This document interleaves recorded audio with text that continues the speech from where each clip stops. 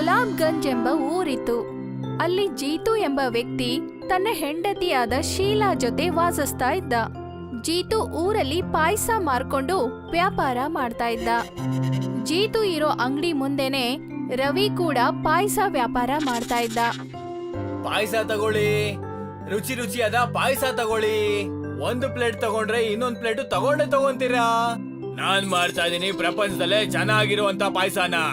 ಸ್ವಾದದಲ್ಲಿ ಸ್ವಾದ, ನಾವ್ ಮಾಡೋ ಪಾಯಸ. ಬನ್ನಿ ಬನ್ನಿ.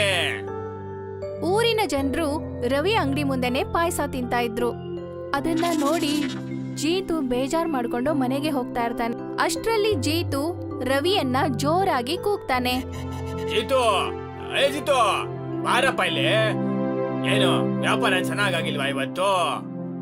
ಏನಂತ ಹೇಳಿ ರವಿ ಅಣ್ಣ, ನೀವ್ ಯಾವತ್ತಿನ ಪಾಯಸ ಮಾರೋದಕ್ಕೆ ಶುರು ಮಾಡ್ಕೊಂಡ್ರು ಅವತ್ತಿನ ಯಾರು ಕೂಡ ನಮ್ಮ ಅಂಗಡಿಗೆ ಪಾಯಸ ತಗೊಳಕ್ ಬರ್ತಾನೆ ಇಲ್ಲ. ಅರ್ಥ ಆಗ್ತಿದೆ ಕಣಪ್ಪ, ಅರ್ಥ ಆಗ್ತಿದೆ. ಒಂದ್ ಕೆಲ್ಸ ಮಾಡು, ಪಾಯಸ ಮಾರೋದನ್ನ ನಿಲ್ಲಿಸ್ಬಿಡು, ಬೇರೆ ಯಾವ್ದನ್ನಾದ್ರೂ ಮಾರೋಕೆ ಶುರು ಮಾಡು. ಯಾಕಂದ್ರೆ ನಿನಗೆ ನನಗಿಂತ ಚೆನ್ನಾಗಿ ಪಾಯಸ ಮಾಡಕ್ ಬರಲ್ವಲ್ಲ. ಮತ್ತೆ ಹೋಗ್ತಾ ಹೋಗ್ತಾ ನಿನ್ ಅಂಗಡಿ ಮುಚ್ಬೇಕಾಗುತ್ತೆ. ಮತ್ತೆ ನಿಮ್ ಮನೆಯವ್ರಿಗೆ ತಿನ್ನಕೇನ್ ಮಾಡ್ತೀಯ? ನೀನು ರುಚಿ ಇಲ್ದೇ ಇರೋ ಪಾಯಸನ. ಜೀತು ನಿರಾಶೆಯಿಂದ ಮನೆಗೆ ವಾಪಸ್ ಹೋಗ್ತಾನೆ. ಇಲ್ಲಿ ಜೀತು ಹೆಂಡತಿ ಶೀಲಾ ಜೀತುನ ನೋಡಿ ತನ್ ಗಂಡನ್ಗೆ ಕೇಳ್ತಾಳೆ, ಏನಾಯ್ತು ರೀ, ಇಷ್ಟೊಂದ್ ಕೋಪ ಯಾಕೆ ಮಾಡ್ಕೊಂಡಿದ್ದೀರಾ? ಏನಂತ ಹೇಳಿ ಶೀಲಾ, ರವಿ ಯಾವಾಗಿಂದ ಪಾಯಸ ಮಾರೋದಕ್ಕೆ ಶುರು ಮಾಡ್ಕೊಂಡು ಯಾರು ಕೂಡ ನನ್ನ ಹತ್ರ ಪಾಯಸ ತಗೊಳಕ್ ಬರ್ತಾನೆ ಇಲ್ಲ. ಗೊತ್ತಿಲ್ಲ ಅವನು ಪಾಯಸದಲ್ಲಿ ಅಂತದ್ ಏನ್ ಬೆರೆಸ್ತಾನೆ ಅಂತ. ಎಲ್ರು ಕೂಡ ಅವನ್ ಪಾಯಸ ತಿನ್ನಕ್ಕೆ ಇಷ್ಟ ಪಡ್ತಾರೆ. ನೀವು ಬೇಜಾರ್ ಮಾಡ್ಕೋಬೇಡಿ, ದೇವ್ರು ನಮ್ಗೆ ಖಂಡಿತ ಸಹಾಯ ಮಾಡ್ತಾನೆ. ನೀವು ನಿಮ್ ಕೆಲ್ಸದ ಕಡೆ ಗಮನ ಕೊಡಿ. ಇನ್ನೊಂದ್ ಕಡೆ ರವಿ ಪಕ್ಕದೂರಲ್ಲಿ ಹೋಗಿ ಔಷಧಿ ಮಾರ್ತಿರೋ ಸುಶೀಲನ್ನ ಭೇಟಿ ಮಾಡಕ್ಕೆ ಬಂದಿದ್ದ. ಅರೆ ಸುಶೀಲ್, ಆ ಸಿಟಿ ಮೆಡಿಸಿನ್ ಕೊಡೋ, ಅದೇ ಪಾಯಸನ ಸಿಹಿಯಾಗಿ ಮಾಡುತ್ತಲ್ಲ. ನಾನ್ ಕೊಡ್ತೀನಿ ಕಣಪ್ಪ, ಆದ್ರೆ ನೆನ್ಪಲ್ಲಿರ್ಲಿ, ಒಂದ್ ವೇಳೆ ಇದನ್ನ ಜಾಸ್ತಿ ಪ್ರಮಾಣದಲ್ಲಿ ಪಾಯಸದಲ್ಲಿ ಹಾಕಿದ್ರೆ ಇದು ಜನ ಹುಷಾರ್ ತಪ್ಪ ಕೂಡ ಮಾಡುತ್ತೆ. ಅಯ್ಯೋ ಗೊತ್ತೋ, ನಾನೇ ಈ ಔಷಧಿ ಪೂರ್ತಿ ಪಾಯಸದೊಳಗಡೆ ಹಾಕ್ಬಿಡ್ತೀನ. ರವಿ ತನ್ನ ಹತ್ರ ಇರೋ ಕೆಮಿಕಲ್ ಅನ್ನ ಪಾಯಸ ಒಳಗಡೆ ಸೇರಿಸ್ತಾನೆ. ಇದರಿಂದ ಪಾಯಸ ತುಂಬಾನೇ ರುಚಿಯಾಗಿ ಆಗ್ತಿತ್ತು. ಒಂದು ದಿನ ಹೀಗೆ ರವಿ ನದಿ ದಡದಲ್ಲಿ ಕೂತ್ಕೊಂಡು ಜೀತು ತನ್ನಿಂತಾನೆ ಮಾತಾಡ್ಕೊಳ್ತಾ ಇರ್ತಾನೆ. ತಂದೆಯವರಿದ್ದಾಗ ಪಾಯಸದ ವ್ಯಾಪಾರ ಎಷ್ಟು ಚೆನ್ನಾಗಾಗ್ತಾ ಇತ್ತು. ಆದ್ರೆ ಇವಾಗ ಪಾಯಸದ ಅಂಗಡಿ ನಾನ್ ನೋಡ್ಕೋತಾ ಇದೀನಿ. ಆದ್ರೆ ಪಾಯಸ ತಿನ್ನಕ್ ಯಾರು ಕೂಡ ಇಷ್ಟ ಪಡ್ತಾ ಇಲ್ಲ. ಒಂದ್ ವೇಳೆ ಹೀಗೆ ಆಗ್ಬಿಟ್ರೆ ನಾನು ಮತ್ತೆ ನನ್ನ ಹೆಂಡತಿ ಪೂರ್ತಿಯಾಗಿ ಕಂಗಾಲಾಗ್ಬಿಡ್ತೀವಿ. ಆಗ ಜೀತುಗೆ ನದಿ ದಡದಲ್ಲಿ ಮೀನು ಒದ್ದಾಡ್ತಿರೋದನ್ನ ನೋಡ್ತಾನೆ.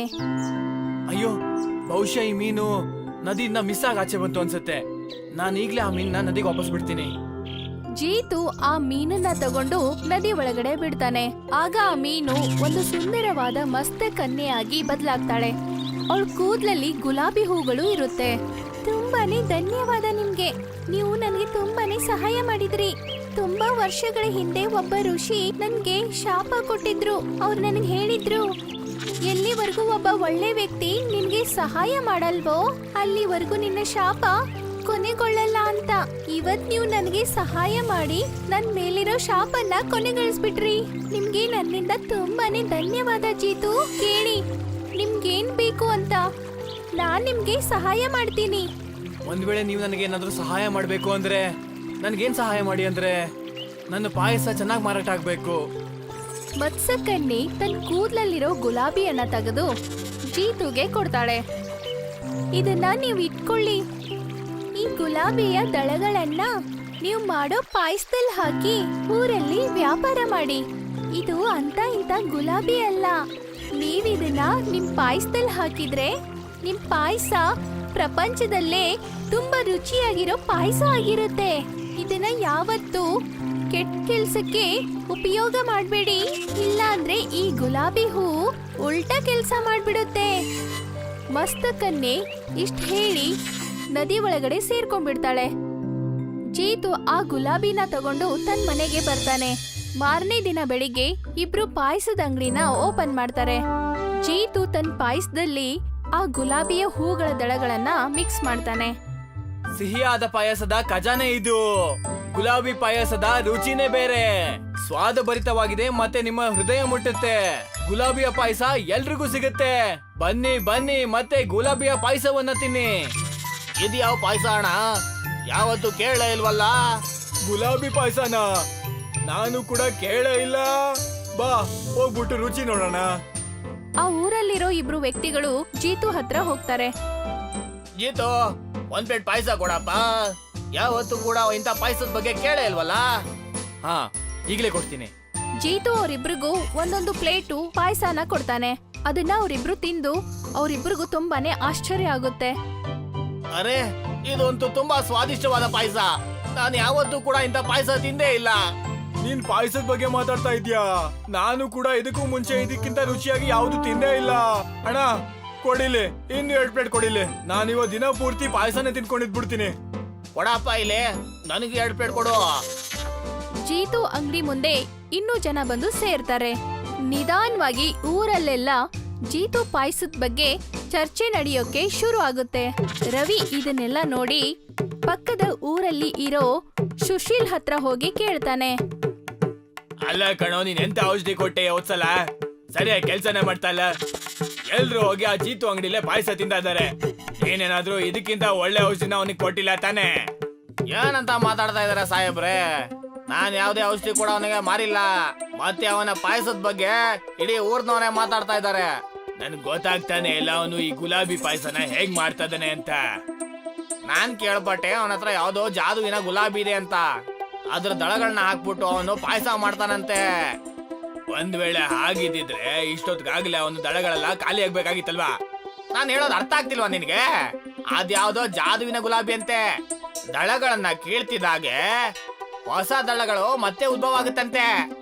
ಒಂದ್ ವೇಳೆ ವಿಷಯ ಹಾಗಂದ್ರೆ ಆ ಗುಲಾಬಿ ನನ್ನ ಕೈ ಸೇರ್ಬೇಕು. ಹೇಳು, ನನ್ ಜೊತೆ ಸೇರ್ತೀಯಾ? ಹಾ ಆಯ್ತು, ಮಾಡ್ತೀನಿ.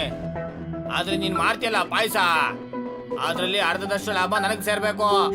ಅಯ್ಯೋ, ಖಂಡಿತ ಕೊಡ್ತೀನಪ್ಪ, ಯಾಕಿಲ್ಲ. ನೀನ್ ನನ್ ಜೊತೆ ಕೈ ಜೋಡ್ ಸಾಕು. ನಾವಿಬ್ರು ಸೇರಿ ಪಾಯಸ ಮಾರೋಣ. ಮತ್ತೆ ಆ ಜೀತುನ ಈ ಬಿಸ್ನೆಸ್ ಇಂದ ಆಚೆ ಹಾಕೋಣ. ಇನ್ನೊಂದ್ ಕಡೆ ಜೀತು ಪಾಯಸ ವ್ಯಾಪಾರ ಮಾಡಿ ಶ್ರೀಮಂತನಾಗ್ಬಿಡ್ತಾನೆ. ಅವನು ಮತ್ತೆ ಅವನ್ ಹೆಂಡತಿ ತುಂಬಾನೇ ಖುಷಿಯಾಗಿರ್ತಾರೆ. ಒಂದು ದಿನ ಸುಶೀಲ್ ಮತ್ತೆ ರವಿ ಅವ್ರ ಮನೆ ಮುಂದೆ ಕಿಟಕಿ ಹತ್ರ ನಿಂತ್ಕೊಂಡು ಅವ್ರ ಮಾತನ್ನ ಕೇಳಿಸ್ಕೊತಾ ಇರ್ತಾರೆ. ನೋಡಿದ್ರಲ್ವಾ, ನಾನ್ ಹೇಳಿದ್ದೆ ಅಲ್ವಾ ನಿಮ್ಗೆ, ಆ ದೇವ್ರು ನಮ್ಗೆ ಸಹಾಯ ಮಾಡ್ತಾನೆ ಅಂತ. ಹಾ, ನೀನ್ ಸರಿಯಾಗಿ ಹೇಳ್ತಾ ಇದೀಯ. ನಮ್ಮ ಸಹಾಯಕ್ಕೋಸ್ಕರ ಆ ದೇವ್ರು ನನಗೆ ಆ ಮತ್ಸ್ಯಕನ್ಯೆಯನ್ನ ಭೇಟಿ ಮಾಡಿಸಿದ್ದು ಮತ್ತು ಅವಳೆ ನನಗೆ ಈ ಗುಲಾಬಿ ಕೊಟ್ಲು. ಸರಿ, ಇಲ್ಲಿ ಕೇಳು. ನೀನ್ ಹುಷಾರಾಗಿ ಗುಲಾಬಿನ ತಗೊಂಡು ಅಡ್ಗೆ ಮನೇಲಿ ಎಲ್ಲಾದ್ರೂ ಭದ್ರವಾಗಿಟ್ಬಿಡು. ಆಯ್ತು ರೀ. ಸರಿ, ನಾನೀಗ ಹೊರಡ್ತೀನಿ. ಜೀತು ತನ್ನ ಅಂಗಡಿಗೆ ಹೊರಡ್ತಾನೆ. ನೋಡಿದ್ಯಾ ಸುಶೀಲ್, ಇದರಿಂದ ಒಂದು ವಿಷಯ ಅಂತೂ ಪಕ್ಕ ಆಯ್ತು. ಅವನು ಗುಲಾಬಿ ಪಾಯಸ ಸಿಹಿ ಆಗ್ತಾ ಇರೋದು ಆ ಗುಲಾಬಿಯಿಂದ. ಅದಕ್ಕೆ ಅಷ್ಟು ಸ್ವಾದಿಷ್ಟವಾಗಿರೋದು. ಅದು ಅಲ್ಲದೆ ಅವನಿಗೆ ಯಾವ್ದೋ ಮತ್ಸ್ಯಕನ್ಯೆ ಅದನ್ನ ಕೊಟ್ಟಿದ್ದಂತೆ. ಇನ್ ಮುಂದೆ ಏನ್ ಮಾಡದಪ್ಪ ರವಿ? ಮುಂದೆ ಏನ್ ಮಾಡೋದು ಅಂದ್ರೆ ನಾವ್ ಆ ಗುಲಾಬಿನ ಕಳ್ತನ ಮಾಡ್ಬೇಕು, ಸರಿನಾ? ಅದನ್ನ ನಮ್ ಪಾಯಸದಲ್ಲಿ ಹಾಕ್ಬೇಕು. ಆದ್ರೆ ಆ ಗುಲಾಬಿನ ಹೆಂಗಪ್ಪ ಕದಿಯೋದು? ನೀನ್ ಸುಮ್ನೆ ನೋಡ್ತಾ ಇರು, ಮತ್ತೆ ನಾನು ಹೇಳೋದ್ನ ಮಾಡ್ತಾ ಇರು. ರಾತ್ರಿ ಸಮಯ ಆಗುತ್ತೆ. ರಾತ್ರಿ ಹೊತ್ತು ಊರಲ್ಲೆಲ್ಲ ಜನರು ಮಲ್ಗಿರುವಾಗ ಆಗ ರವಿ ಮತ್ತೆ ಸುಶೀಲ್ ಜೀತು ಮನೆಯೊಳಗಡೆ ಹೋಗ್ತಾರೆ. ನಡಿ, ಅವರು ಆ ಗುಲಾಬಿನ ಅಡಿಗೆ ಮನೆಯಲ್ಲಿರೋ ತಿಜೋರಿಯಲ್ಲಿ ಇಟ್ಟಿದ್ದಾರೆ. ನನಗೆ ಗೊತ್ತಾ? ರವಿ ಮತ್ತೆ ಸುಶೀಲ್ ಅಡಿಗೆ ಮನೆ ಒಳಗಡೆ ಹೋಗ್ತಾರೆ. ಇಬ್ರು ಸೇರ್ಕೊಂಡು ಆ ಕಬೋರ್ಡ್ ಅನ್ನ ತೆಗೆದು ಅದರಲ್ಲಿರೋ ಗುಲಾಬಿಯನ್ನ ತಗೊಳ್ತಾರೆ. ನೋಡು, ಇದೇ ಹೂವು. ಇನ್ ಮುಂದೆ ನಮ್ಮನ್ನ ಯಾರು ಹಿಡಿಯಕ್ಕಾಗಲ್ಲ. ಮತ್ತಿನ್ ಮುಂದೆ ನಮ್ಮ ಜನಗಳಿಗೆ ಔಷಧಿ ಮಾರೋ ಅವಶ್ಯಕತೆನೂ ಇರಲ್ಲ. ಅದನ್ನ ಕದ್ದು ಅವರಿಬ್ರು ಅಲ್ಲಿಂದ ಹೊರಟು ಹೋಗ್ತಾರೆ. ಮಾರನೆಯ ದಿನ ಬೆಳಿಗ್ಗೆ ಜೀತು ಮತ್ತೆ ಶೀಲಾಗೆ ಆ ಗುಲಾಬಿ ಹೂವು ಅವ್ರಿಗೆ ಎಲ್ಲೂ ಕಾಣಿಸೋದಿಲ್ಲ. ರೀ, ಆ ಗುಲಾಬಿ ಹೂವನ್ನ ನಾನು ಅಡಿಗೆ ಮನೆಯಲ್ಲೇ ಇಟ್ಟಿದ್ದೆ. ಅದು ಎಲ್ಲಿ ಹೋಯ್ತು ಅಂತ ನನಗೆ ಗೊತ್ತಾಗ್ತಾ ಇಲ್ಲ. ಪರವಾಗಿಲ್ಲ ಶೀಲಾ, ಆ ದೇವ್ರು ಕೊಟ್ಟ ಮತ್ತೆ ಅವನೇ ತಗೊಂಡ. ಇದು ದೇವರ ಮಹಿಮೆ ಅಷ್ಟೇ. ಇನ್ನೊಂದ್ ಕಡೆ ರವಿ ಮತ್ತೆ ಸುಶೀಲ್ ಒಂದು ದೊಡ್ಡ ಪಾತ್ರೆಯಲ್ಲಿ ಪಾಯಸನ ಮಾಡ್ತಾ ಇರ್ತಾರೆ. ಅದರಲ್ಲಿ ಗುಲಾಬಿಯ ದಳಗಳನ್ನ ಮಿಕ್ಸ್ ಮಾಡ್ತಾರೆ. ಪಾಯಸ ಇನ್ನೂ ರುಚಿ ಆಗ್ಬೇಕು ಅಂತ ಆಗ ಊರಿಂದ ತಂದಿರೋ ಕೆಮಿಕಲ್ ಅನ್ನ ಪಾಯಸದಲ್ಲಿ ಮಿಕ್ಸ್ ಮಾಡ್ತಾರೆ. ಆಗ ಅಂಗಡಿಯ ಪೋಸ್ಟರ್ ಅಲ್ಲಿ ಗುಲಾಬಿಯ ಪಾಯಸ ಅಂತ ಬರೀತಾರೆ. ಅರೆ ವಾ ರವಿ, ನೀನು ಕೂಡ ಗುಲಾಬಿ ಪಾಯಸ ಮಾರೋದಕ್ಕೆ ಶುರು ಮಾಡ್ದ್ಯಾ? ಒಳ್ಳೆ ವಿಷಯ ಕಣಪ್ಪ. ಹಾಗಿದ್ರೆ ನಮ್ಮಿಬ್ರಿಗೂ 2 ಪ್ಲೇಟ್ ಪಾಯಸ ಕೊಡು ನೋಡೋಣ. ಹಾ ಈಗ್ಲೇ ಕೊಡ್ತೀನಿ. ನಾನ್ ಮಾಡಿರೋ ಪಾಯಸ ಆ ಜೀತು ಪಾಯಸಕ್ಕಿಂತ ತುಂಬಾ ಚೆನ್ನಾಗಿದೆ. ರವಿ ಅವರಿಬ್ರಿಗೂ ಪಾಯಸ ತಿನ್ನೋಕೆ ಕೊಡ್ತಾನೆ. ಆ ಪಾಯಸ ತಿಂದ್ಮೇಲೆ ಅವರಿಬ್ರು ಕೋಪ ಆ ರವಿ ಮೇಲೆ ಮುಗಿಲಿರುತ್ತೆ.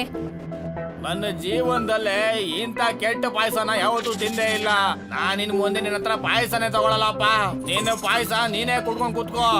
ಇಷ್ಟ ಹೇಳಿ ಆ ಇಬ್ರು ಗ್ರಾಹಕರು ಅಲ್ಲಿಂದ ಹೊರಟು ಹೋಗ್ತಾರೆ. ಆಗ ರವಿ ಮತ್ತೆ ಸುಶೀಲ್ಗೆ ತುಂಬಾನೇ ಕೋಪ ಬರುತ್ತೆ. ನಿಜವಾಗ್ಲೂ ಈ ಪಾಯಸ ಚೆನ್ನಾಗೇ ಇಲ್ಲ. ಎಲ್ಲ ಆಗಿದ್ದು ಆ ಹೂವಿನ ಕಾರಣದಿಂದಾಗಿ. ಎಲ್ಲ ಆಗಿದ್ದು ಈ ಹೂವಿಂದಾನೆ. ರವಿ ಕೋಪದಿಂದ ಗುಲಾಬಿ ಹೂವನ್ನ ಕೆಳಗೆ ಹಾಕ್ತಾನೆ. ಅದನ್ನ ನೋಡಿ ಅಲ್ಲಿ ಮಸ್ತಕನ್ಯೆ ಪ್ರತ್ಯಕ್ಷ ಆಗ್ತಾಳೆ.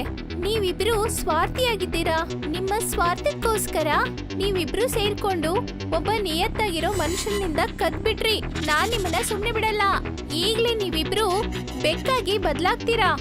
ಮಸ್ತಕನ್ಯೆ ಇಷ್ಟ ಹೇಳ್ತಿರುವಾಗ ಅವರಿಬ್ರು ಬೆಕ್ಕಾಗಿ ಬದ್ಲಾಗ್ತಾರೆ. ಆಗ ಜೀತುಗೆ ಆ ಕಳೆದು ಹೋಗಿರೋ ಗುಲಾಬಿ ಹೂವು ತನ್ನ ಅಂಗಡಿ ಮುಂದೆ ಕಾಣಿಸ್ಕೊಳ್ಳುತ್ತೆ.